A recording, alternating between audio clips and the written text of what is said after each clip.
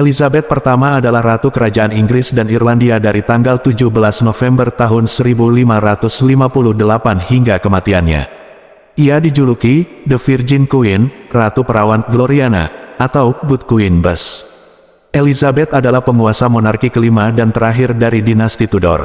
Ia merupakan putri dari Henry ke-8 dan Anne Boleyn, tetapi ibunya dihukum mati 2,5 tahun setelah kelahirannya, dan pernikahan Anne dengan Henry ke-8 dibatalkan, sehingga Elizabeth dianggap sebagai anak yang tidak sah. Saudara tirinya, Edward ke-6, menjadi raja hingga kematiannya pada tahun 1553, dan sebelum meninggal ia menyerahkan tahta kepada Lady Jane Grey, yang bertentangan dengan undang-undang yang berlaku saat itu dan menyingkirkan Elizabeth dan Mary. Namun, keinginan Edward diabaikan, Mary menjadi ratu dan Lady Jane Grey dihukum mati. Pada tahun 1558, Elizabeth menggantikan saudara tirinya, walaupun sebelumnya Elizabeth dipenjara hampir selama setahun karena diduga mendukung pemberontak Protestan.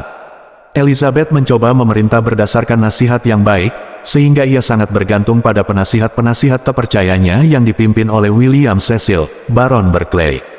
Salah satu tindakan pertamanya adalah mendirikan kembali gereja Protestan Inggris, dengan Elizabeth sebagai gubernur tertinggi, Supreme Governor. Gereja ini akan berkembang menjadi gereja Inggris saat ini. Elizabeth diharapkan akan menikah dan menghasilkan keturunan sehingga melanjutkan garis keturunan Tudor. Namun, ia tidak pernah menikah, walaupun pernah beberapa kali berpacaran. Elizabeth kemudian dikenal akan keperawanannya, dan muncul kultus yang dapat dilihat dalam bentuk potret, arak-arakan, dan sastra. Saat memerintah, Elizabeth lebih moderat dari ayah dan saudara-saudaranya. Salah satu semboyannya adalah, video et taceo, saya melihat dan tidak mengatakan apa-apa. Ia relatif toleran terhadap kepercayaan lain dan tidak melakukan penganiayaan atas dasar tersebut. Setelah tahun 1570, saat Paus menyatakan bahwa ia adalah penguasa yang tidak sah dan bawahan-bawahannya tidak harus patuh kepadanya, beberapa konspirasi mengancam nyawanya. Namun, semua upaya untuk menjatuhkan Elizabeth digagalkan berkat agen rahasia menteri-menterinya. Dalam urusan luar negeri, Elizabeth cukup berhati-hati dan berpindah-pindah antara Prancis dan Spanyol. Ia setengah hati dalam mendukung sejumlah kampanye militer yang tidak efektif dan kurang dibiayai di Belanda, Prancis, dan Irlandia. Pada pertengahan tahun 1580-an, perang dengan Spanyol tak dapat lagi dihindari, dan ketika Spanyol memutuskan akan menaklukkan Inggris pada tahun 1588, armada Spanyol dikalahkan oleh Inggris, dan kemenangan ini menjadi salah satu kemenangan terbesar dalam sejarah Inggris. Masa kekuasaan Elizabeth disebut era Elizabeth dan dikenal karena perkembangan drama Inggris oleh beberapa pujangga seperti William Shakespeare dan Christopher Marlowe. Selain itu, penjelajah-penjelajah Inggris seperti Francis Drake juga tersohor. Namun, beberapa sejarawan menyatakan bahwa Elizabeth mudah marah, kadang-kadang tidak tegas, dan hanya beruntung saja. Menjelang akhir kekuasaannya, akibat berbagai masalah ekonomi dan militer, popularitasnya berkurang. Namun, ia tetap dikenal sebagai seorang reformis yang karismatik dan berhasil bertahan pada masa ketika pemerintahan Inggris hampir roboh dan saat penguasa di negara-negara tetangga menghadapi masalah internal yang mengancam kekuasaannya. Hal ini terjadi pada musuh Elizabeth, Mary, Ratu Skotlandia, yang dipenjara oleh Elizabeth pada tahun 1568 dan akhirnya dihukum mati pada tahun 1587. 44 tahun masa kekuasaan Elizabeth telah membawa stabilitas pada Inggris dan membantu membentuk identitas nasional. Elizabeth lahir di Istana Greenwich dan dinamai dari kedua neneknya, Elizabeth dari York dan Elizabeth Howard. Ia adalah anak kedua Raja Henry ke-8 dari Inggris. Ibunya, Anne Boleyn, adalah istri kedua Henry. Saat lahir, ia menjadi calon penerus tahta Inggris. Kakak tirinya, Mary, tidak menjadi penerus yang sah karena Henry telah membatalkan pernikahannya dengan ibu Mary, Catherine dari Aragon, agar dapat menikahi Anne dan memperoleh penerus laki-laki. Elizabeth dibaptis pada tanggal 10 September, Kepala Uskup Thomas Cranmer, Marques Exeter, Adipati Wanita Norfolk, dan Dowager Marchioness Dorset menjadi 4 sponsor pembaptisannya. Saat Elizabeth berusia 2 tahun dan 8 bulan, ibunya dihukum mati pada tanggal 19 Mei tahun 1536. Elizabeth dinyatakan sebagai anak yang tidak sah dan tidak lagi menjadi calon penerus. 11 hari setelah kematian Anne Boleyn, Henry menikahi Jane Seymour, tetapi ia meninggal segera setelah melahirkan anak laki-laki yang bernama Edward pada tahun 1537. Semenjak kelahirannya, Edward menjadi calon penerus tahta yang tak terbantahkan. Elizabeth ditempatkan di rumah tangganya dan membawa krisom, kain baptis saat Edward dibaptis. Henry ke-8 meninggal pada tahun 1547, saudara tiri Elizabeth, Edward ke-6, menjadi raja pada usia 9 tahun. Catherine Parr, istri Henry yang akhirnya menjadi janda, kemudian menikahi Thomas Seymour dari Sudley, paman Edward ke-6 dan saudara dari Edward Seymour, Adipati Somerset. Mereka membawa Elizabeth ke rumah tangga mereka di Chelsea. Di situ Elizabeth mengalami krisis emosional yang diyakini memengaruhi hidupnya untuk selamanya. Seymour, yang umurnya sudah mendekati 40 tahun namun masih memiliki daya tarik seks yang kuat, bermain-main dengan Elizabeth yang masih berusia 14 tahun, seperti memasuki kamar tidurnya, menggelitikinya, dan memukuli pantatnya. Parr tidak melarang suaminya melakukan hal tersebut dan malah turut serta. 2 kali ia ikut menggelitiki Elizabeth, dan pernah ia menahannya sementara Seymour memotong gaun hitam Elizabeth menjadi 1000 potongan. Namun, setelah Parr memergoki Elizabeth dan Seymour sedang berpelukan, ia segera menghentikannya.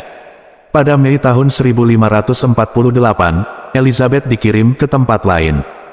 Namun, Thomas Seymour sedang berencana menguasai keluarga kerajaan dan mencoba menjadikan dirinya gubernur raja. Ketika Parr meninggal setelah melahirkan pada tanggal 5 September tahun 1548, Seymour kembali tertarik pada Elizabeth dan berminat menikahinya.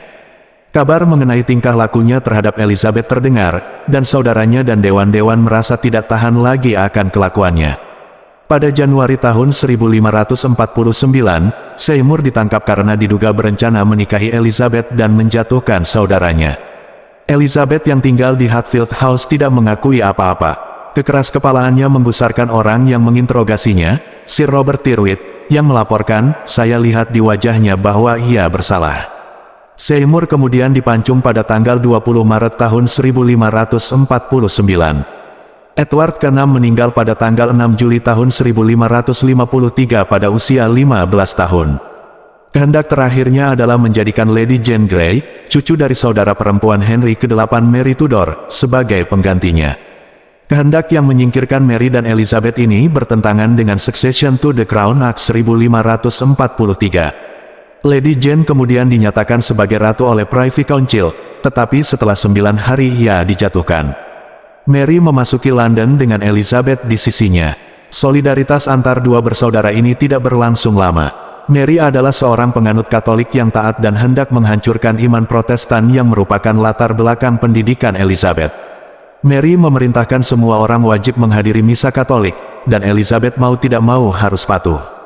Kepopuleran Mary menurun pada tahun 1554 setelah ia mengumumkan akan menikahi Raja Felipe dari Spanyol, yang merupakan putra dari Kaisar Karl V dan penganut Katolik yang taat.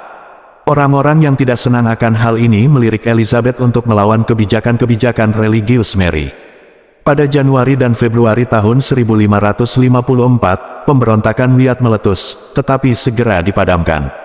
Elizabeth dibawa ke pengadilan dan diinterogasi. Pada tanggal 18 Maret ia dipenjarakan di Menara London. Elizabeth bersikeras bahwa ia tak bersalah. Walaupun kemungkinan besar ia tidak bersekongkol dengan para pemberontak, beberapa pemberontak pernah mendekatinya. Orang kepercayaan terdekat Mary, yaitu Simon Renard yang merupakan duta Karl V, menyatakan bahwa tahta Mary tidak akan pernah aman selama Elizabeth masih hidup. Sementara itu, Kanselir Stephen Gardiner mencoba membawa Elizabeth ke pengadilan. Pendukung Elizabeth di pemerintahan seperti William Paget meyakinkan Mary untuk mengampuni Elizabeth karena tidak ada bukti yang menunjukkan bahwa ia bersekongkol. Malahan, pada tanggal 22 Mei Elizabeth dipindah dari Menara London ke Woodstock dan ia berada dalam tahanan rumah selama hampir setahun. Kerumunan massa menyorakinya di sepanjang jalan. Pada tanggal 17 April tahun 1555, Elizabeth dipanggil kembali ke istana karena Mary diduga hamil. Jika Mary dan anaknya meninggal, Elizabeth akan menjadi ratu.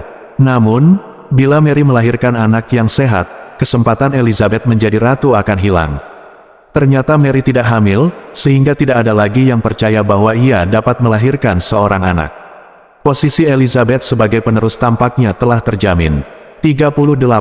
Raja Felipe mulai berkuasa di Spanyol pada tahun 1556. Ia menyadari bahwa situasi politik di Inggris sudah berubah, sehingga ia mencoba memperkuat hubungannya dengan Elizabeth. Elizabeth lebih dapat dijadikan sekutu daripada Mary, Ratu Skotlandia, yang dibesarkan di Prancis dan ditunangkan dengan Dauphin dari Prancis. Ketika istrinya jatuh sakit pada tahun 1558, Raja Felipe mengirim Count Feria untuk berkonsultasi dengan Elizabeth. 40 tanya jawab ini dilakukan di Hatfield House, yang kembali menjadi tempat tinggal Elizabeth pada Oktober tahun 1555. Pada Oktober tahun 1558, Elizabeth sudah mulai merencanakan pemerintahannya. Pada tanggal 6 November Mary mengakui Elizabeth sebagai penerusnya. Mary meninggal pada tanggal 17 November tahun 1558, dan Elizabeth akhirnya naik tahta. Elizabeth menjadi ratu pada umur 25 tahun dan mengutarakan niatan-niatannya kepada dewan dan rekan-rekan sejawatnya yang datang ke Hatfield untuk melakukan sumpah kesetiaan. Substansi pidatonya mengandung teologi politik abad pertengahan mengenai dua badan yang berdaulat, yaitu badan alami dan badan politik. Tuan-tuan, hukum alam menggerakkan saya untuk berduka untuk saudara perempuan saya, beban yang menimpa saya membuat saya takjub, dan tetapi, mengingat saya adalah makhluk Tuhan, yang ditabiskan untuk mematuhi penunjukannya, saya akan berserah, menginginkan dari lubuk hati terdalam agar saya memperoleh bantuan dari kasih karunia-Nya agar dapat menjadi pelaksana kehendak surgawinya dalam jabatan yang kini dipercayakan kepada saya ini. Dan karena saya hanya satu badan alamiah, walau melalui izinnya memerintah satu badan politik, maka saya ingin kalian semua, agar membantu saya, agar saya dengan kekuasaan saya dan kalian dengan pelayanan kalian dapat melaksanakan tugas dengan baik untuk Tuhan yang Maha Kuasa dan mewariskan beberapa kenyamanan untuk keturunan kita di bumi. Saya bermaksud mengarahkan tindakan saya berdasarkan anjuran dan nasihat yang baik. Saat ia diarak-arak di kota pada malam upacara pemahkotaan, ia disambut oleh rakyat beserta orasi dan arak-arakan dengan unsur Protestan yang kuat. Tanggapan Elizabeth yang terbuka dan ramah menyenangkan para penontonnya yang amat terpesona. Pada hari berikutnya, tanggal 15 Januari tahun 1559, Elizabeth dimahkotai dan diurapi oleh Owen Oglethorpe, uskup Carlisle yang beragama Katolik, di biara Westminster. Ia kemudian dipersembahkan kepada rakyat untuk diterima, sementara suara organ, seruling, drum, dan lonceng memekakkan telinga. Keyakinan agama Elizabeth telah diperdebatkan oleh para ahli. Ia adalah seorang Protestan, tetapi tetap menyimpan simbol-simbol Katolik seperti salib dan mengecilkan peranan khotbah yang bertentangan dengan keyakinan utama Protestan. Terkait dengan kebijakan publik, ia cenderung pragmatis dalam masalah-masalah agama. Pertanyaan mengenai keabsahannya sebagai penguasa menjadi perhatian utama, walaupun secara teknis berdasarkan hukum Protestan dan Katolik ia dianggap tidak absah. Ketidakabsahannya yang dinyatakan secara retroaktif oleh gereja Inggris tidak menjadi hambatan yang serius bila dibandingkan dengan ketidakabsahannya dari awal menurut klaim orang-orang Katolik. Maka dari itu, tidak diragukan lagi bahwa Elizabeth menganut iman Protestan. Elizabeth dan penasihat-penasihatnya melihat adanya ancaman perang suci Katolik terhadap Inggris yang dianggap bid'ah. Maka Elizabeth mencoba mencari solusi Protestan yang tidak akan terlalu menyinggung orang Katolik, tetapi pada saat yang sama juga memenuhi keinginan orang-orang Protestan Inggris. Namun, ia tidak menoleransi orang-orang Puritan yang lebih radikal dan meminta reformasi yang lebih besar pengaruhnya. Maka dari itu, parlemen pada tahun 1559 mulai membuat undang-undang mengenai gereja berdasarkan penyelesaian Protestan Edward ke-6, dengan sang penguasa monarki sebagai kepalanya, tetapi dengan banyak unsur Katolik seperti jubah keimaman.